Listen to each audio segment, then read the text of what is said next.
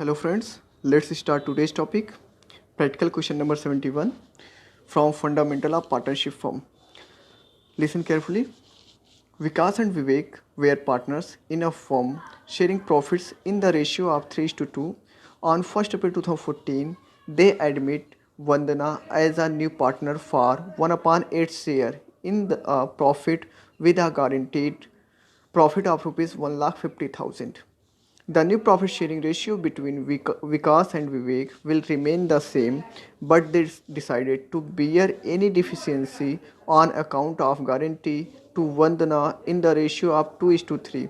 The profit of the firm for the year ended 31st March 2015 was rupees 9 lakh. ये 90,000 नहीं बल्कि 9 लाख है. Prepare profit and loss appropriation account of Vikas, Vivek and Vandana for the year ended 31st March 2015. ऐसे question जब भी हम solve करेंगे सबसे पहले एक काम करते हैं कि इनका अलग से वर्किंग नोट बना के चेक करके फाइंड आउट कर लेते हैं क्लियर कि जो वंदना को 1/8 के लिए एडमिट किया जा रहा हो, साथ ही साथ उसको मिनिमम प्रॉफिट जो दिया जा रहा है 1,50,000, क्या वो एक्वायर्ड कर रही है या नहीं. अगर कोई डिफिशियंसी है तो उसका कैलकुलेट करके उसको रिमेनिंग पार्टनर से जिस रेशियो में क्वेश्चन से कहा जाएगा उस रेशियो में वापस ले लेंगे. और दूसरी चीज़, ऐसे क्वेश्चन हमें एडमिशन ऑफ अ पार्टनर्स में भी मिल जाते हैं. वहाँ पे जब नए पार्टनर्स को एडमिट किया जाता है तो उस बेस पर new profit sharing ratio find out कर लेते हैं, फिर क्वेश्चन को सॉल्व करते हैं. यहाँ पर अभी हम लोगों ने पढ़ा नहीं है एडमिशन ऑफ अ पार्टनर्स, तो यहाँ पे क्या करेंगे, यहाँ पे डायरेक्ट जो 1/8 के लिए एडमिट किया जा रहा है वंदना को, तो 1/8 शेयर फाइंड आउट कर लेंगे टोटल प्रॉफिट का. उसके बाद जो रिमेनिंग बच जाएगा उसको जो पार्टनर्स है विकास और विवेक, उसमें 3:2 के रेशियो में डिस्ट्रीब्यूट कर देंगे. अगर कोई डिफिशियंसी है, डिफिशियंसी को उसी में से हम माइनस कर देते हैं. अब चेक कर लेते हैं सबसे पहले वर्किंग नोट इसका करके. Working note for calculation for distribution of profit.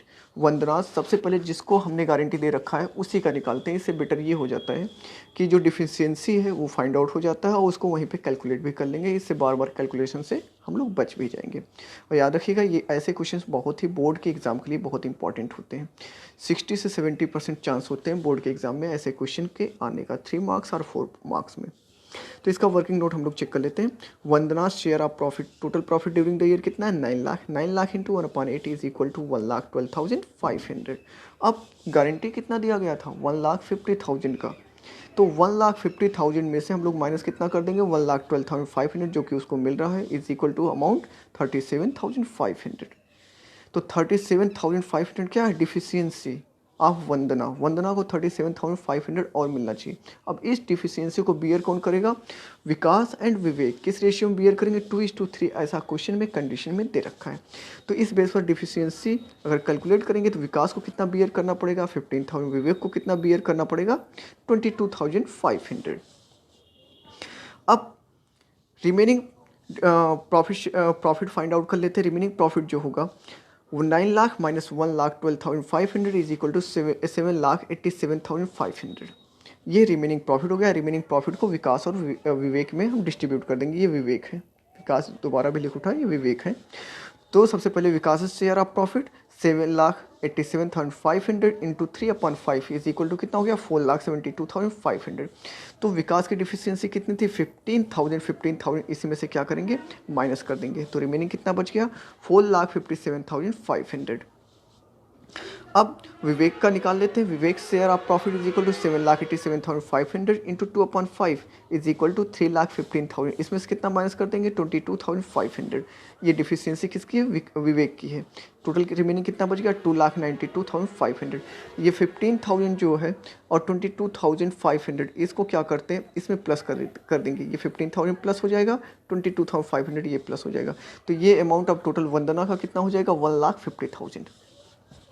तो इसी चीज़ को हम profit and loss appropriation account में रिप्रेजेंट कर देते हैं. Profit and loss appropriation account का हम लोग फॉर्मेट बना लेंगे.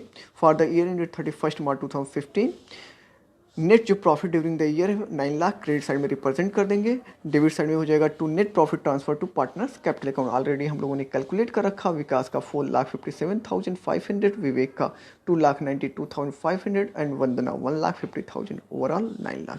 तो इस तरीके से हम लोग इसको कंप्लीट डिस्ट्रीब्यूट कर देते हैं.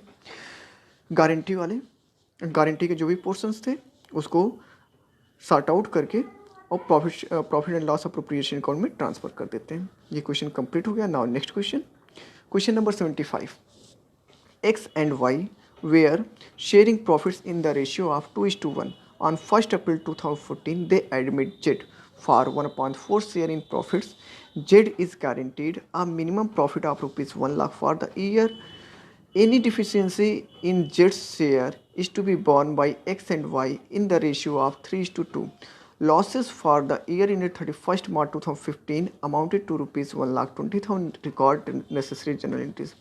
यहाँ पर देख लीजिए क्वेश्चन में ड्यूरिंग द ईयर जो लॉसेस हुआ 1,20,000 का, और जो गारंटी दिया गया था जेड को वो कितना दिया गया था 1 लाख। जेड को जो एडमिट किया गया फॉर 1/4 शेयर के लिए एडमिट किया गया, और ड्यूरिंग द ईयर जो लॉसेस हुए हैं 1,20,000 के हुए हैं, और जेड को गारंटी अलग से दिया गया था 1 लाख, उसको मिनिमम प्रॉफिट दिया जाएगा, इससे कम उसकी प्रॉफिट होगी नहीं। अब ऐसे सिचुएशन में क्वेश्चन में जहाँ पे लॉसेस होते हैं ड्यूरिंग द ईयर प्रॉफिट ना होकर, तो इसका हम calculation complete profit and loss account में करते हैं, ना कि profit and loss appropriation account. क्योंकि profit and loss appropriation account किस लिए बनाते हैं? For distribution of profit among the partners. अब यहाँ पर प्रॉफिट है ही नहीं, तो इसका डिस्ट्रीब्यूशन कहाँ पे करेंगे? प्रॉफिट एंड लॉस अकाउंट में करेंगे। सेम वैसे ही जैसे इससे पहले वाले क्वेश्चन में किया गया था, तो सबसे पहले हम क्या करेंगे, जो न्यू पार्टनर्स है उसका हम कैलकुलेट कर लेंगे। तो पहला वर्किंग नोट जो होगा calculation for distribution of losses, यहाँ पे प्रॉफिट हुआ नहीं, लॉस हुआ, तो लॉस को डिस्ट्रीब्यूट करेंगे। जेट्स का शेयर कितना होगा? 1,20,000 इंटू 1/4। 1/4 के लिए एडमिट हुआ है, कितना हो गया लॉसेस? 30,000। रिमेनिंग कितना लॉसेस हो गया? 1,20,000 minus 30,000 is equal to 1,20,000 minus 30,000 is equal to 90,000। अब इस 90,000 को एक्स एंड वाई में डिस्ट्रीब्यूट कर देंगे। ये जेड नहीं है बल्कि वाई है, ये वाई हो गया।